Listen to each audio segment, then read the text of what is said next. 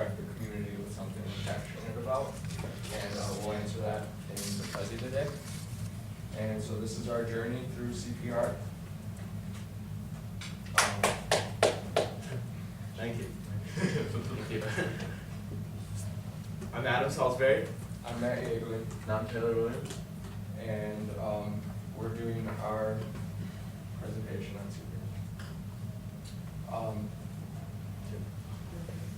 No, do you know what you're doing? Just click here. Come on, make that. Taylor, do you know what you're doing? That's not the right one. Yeah, that's good. Okay. So last summer, my grandpa was in a position where he took medicine that made his heart go into AFib, and he was in a position where he needed C.P.R. Unfortunately, at the time, I did not know C.P.R. and I wasn't able to give it to him. But my mother was, and she saved his life for the time being. He died later that night of a brain aneurysm in the hospital in Grand Rapids. So, I mean, he was pretty close to my friends and family, very close with our family. And so that's what started fueling our passion to teach others about C.P.R. and giving interest to that. Our idea originally was to just teach a class to the community, anybody in the community, and get them CPR certified. We thought it was a really good idea to like bring it out to the community because it's a really like important skill to know. If you ever run into someone and who needs it and no one else around can do it and you can do it, it's that much better. It really is. Cardiopulmonary resuscitation, Adam will demonstrate a little bit of it for you. You guys can pass this around if you're interested. It's an emergency procedure where the person takes place of the heart when the heart is either not beating or beating out of rhythm. It pumps oxygenated blood around the body, preserving brain function and other muscle tissue, but brain function is obviously most important.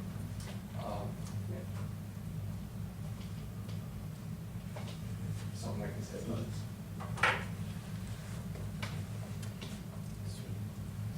We wanted to give students a chance to learn CPR, like students from our school, the chance to learn CPR and become CPR certified as well.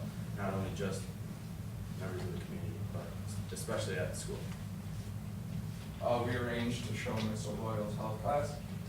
But the plan changed along the way. We originally were just going to show the technique of CPR, but we decided it'd be better to also include healthy living in there.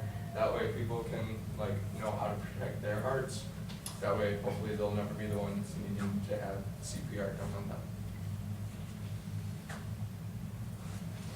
We thought that just teaching students about CPR and healthy living wasn't really good enough, so after the presentation we were able to pass around a sign-up sheet and get students to sign up to take a free CPR class.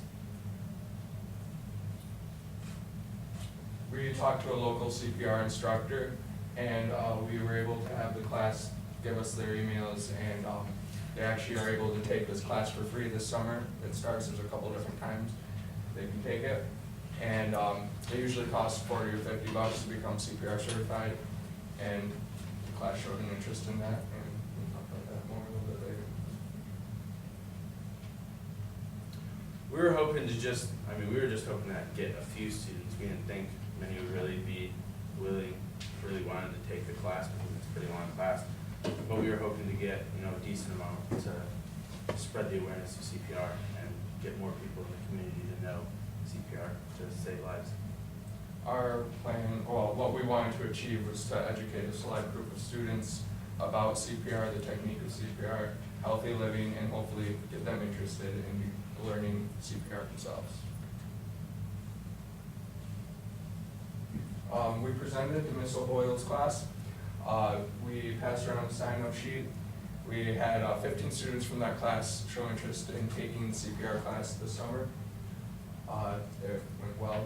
We just talked about healthy living, showed them what CPR looked like, and answered any questions they may have had. It was a lot of fun too. They were really into it, and I could tell we sparked some interest in that field. It was really nice. We think we met our goal because we were actually able to get over 15 students to sign up to take the class out of class probably about this size. And so we're actually really happy because we didn't expect that many students to really wanna, you know, be that interested in signing up, but they were, so that was good.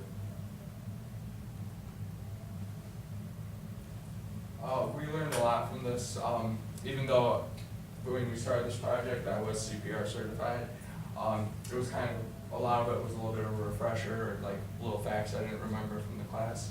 We learned a lot about healthy living, just the kind of things you should and shouldn't eat, and like heart disease that can be passed down in the family. We gave the class an opportunity to learn C.P.R. and we enjoyed it. We're excited that we. Does everyone have any questions? Yeah, so tell us a little bit more, if you will, about the actual class with Miss O'Boyle. I mean, you kind of talked about a little bit, can you go into more detail about what you did? Yeah, we made a presentation that we took them through step by step the steps of C.P.R. I can go through that if you want a little bit. Yeah, that would be great. Okay, well, the first step is when you come upon someone that is in need of C.P.R., you check their surroundings because it could be something, a gas leak, a person hit them or something that can also cause damage to you, and you're not going to be good to anyone else if you're laying on the ground next to them. So if the area is safe, you assign someone to call 911, and you ask someone to go get an AED. An AED is the thing in the boxes around the schools that blinking. You guys have seen them, I'm hoping. They're all over. You go get an AED. This is a toy one for, won't shock me. You take the AED and you put it on, it would be already like this. You put one on the top left shoulder and one in their armpit. And then you would turn the AED on.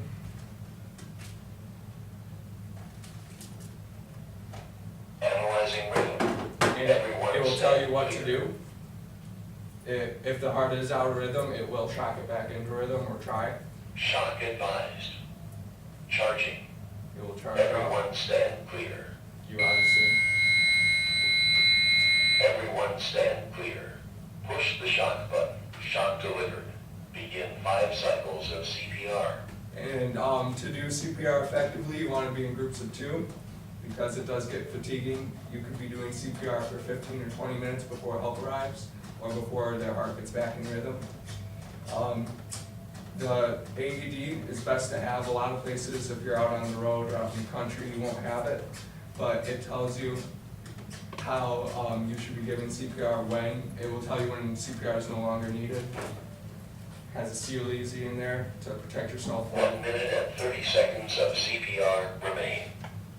It has a seal easy in there to protect yourself from any bloodborne pathogens. A lot of times when people are unconscious, air goes down into their stomach and you're pumping here, they can throw up. It's not very glamorous, but you are saving a life. You give them CPR, you do 2 puffs through the seal easy. It's kind of like a one-way valve, but it lets it come out down here. That way you're not getting air out of their lungs if they have even if they're sick, it protects you. And if you don't have one of these, don't let it stop you, or get one, they're $5. But yeah. So we just showed them how to give CPR. A lot of them took an interest. A couple of them even came up and tried it. A lot of people had stories about people in their life that had CPR done to them and saved their lives. We showed them, wherever that baby is, how to give CPR to a baby. And a lot of them were, it's Miss O'Boyle's health class, a lot of them were young babysitters. And we actually taught a lot of them how to clear a baby while choking. Can save life. You put the baby on your knee, hold him, and you tube till the airway's cleared. Just, a good thing to know if you're going to be around children. So, yeah, we just went through that. We had a slideshow that went with it. It showed a lot of the finer points of it. And then we talked about healthy living, staying away from red meats, not a lot of salt, fresh fruits, exercise, making exercise a routine. So just kind of a question for each of you individually. Maybe you touched on it and I missed it, but tell the story here. What was your interest in CPR? Why CPR? I know it can save people's lives, but have you been in a situation like that before? Do you have parents experience or anything? And share a little bit about that.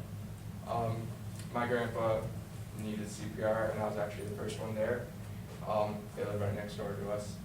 And he was in a position where we knew he needed CPR, and it was just me, my grandma, and him. And there was about a minute and a half there where I didn't know what to do. It was very traumatic. I just couldn't give him CPR because I didn't know what it was. And my mom came in, and I was able to assist her, but it was just, stabilizing the head and clearing the airway. But she was giving him CPR, and it did save his life for the time being. He ended up dying later that night for brain aneurysm, also because of the medicine he was on. But growing up, I've always had friends over. He lived right next door. He was very close with me and my friends. He was the cool grandpa.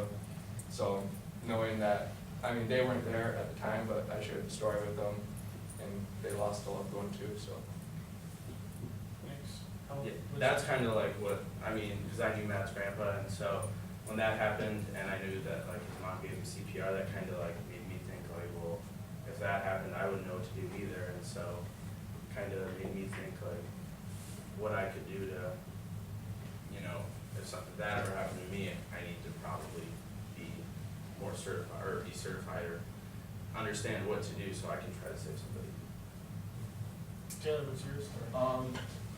As you know, I couldn't find an idea at first, and I was just trying to find a way, how can I help people? How can I help the community? The questions kept going through my head, and Matt and Adam were doing that, and I thought that was really cool, because it is a great way to help out. Because that skill, it's so important, because when someone's just on the ground like that, and they're about to go, if you don't, that could mean life or death, and I just thought that was really cool. I think it's It's such a cool skill to know. well, it's important too. Because how many people are going to university next year? Many, right? There are times where people are going to be doing things where this might need to happen, right? So if you panic and take people and just throw them at the hospital door and take off because you're scared, that's probably ain't too good. You know what I mean? The last question I have for you is, I've had CPR training, and I'm CPR certified, but about 20 years ago, right? This is something that it's good to know, but you don't really ever want to have to use it. You understand? Because if you have to use it, really, it's a life and death situation, quite honestly. What is the time frame in which you should probably go back and learn how to do something? Is there a way for you to think about it? Every 2 years. I'm CPR certified from last summer, shortly after my birthday. They give you a little piece of paper. It's just a certification. It can go through the wash. It's just a plastic paper. But every 2 years you want to recertify, and it's not, you could remember it perfectly and know it, but I'm certified through Red Cross, and I'm able to give CPR, but it's also a protection to you. There's cases, been taken to court, a person was swimming offshore, actually drowned, a person, not a lifeguard, who knew CPR, wasn't certified, saved their life, and he took him to court and sued him, and won a lot of money from that, and the guy's still paying it off today. When you have the certification from Red Cross, they're actually stepping up. They will provide legal support. They say, I trained this person, and it's a very reputable company to be trained by. So they know you didn't do it wrong. You can't be sued if you tried to give CPR and they didn't live. You can't be sued by the family for saying you might have made it worse. Or you It seems didn't do like it a right. slippery slope, though. Yep. Because if somebody's like that, I don't think you want to be thinking whether you're going to be sued or not, because then you're wasting. Well, you always want to give CPR. If they need it, you give it to them. But it's just your form of protection for you. A lot of jobs will look at that. If you want to be a lifeguard and you already have CPR, if you're a babysitter, it's a great thing to put on your resume or whatever. It's something that can save a life, and if you're certified and keep up on the certification classes, it can save you some headache later on. And there's also always new things, like during the 1800s, the version of CPR is you throw them over a horse and take the horse out at full gallop until they woke up. So CPR is always changing. They're finding better ways to do it. They recently switched from the fingertip technique to the thumb technique just because older people have trouble keeping their fingers stiff or something. It's more effective to use your thumbs on a baby. So like every year or two, CPR does change, and it's important to keep up on that. Anything else?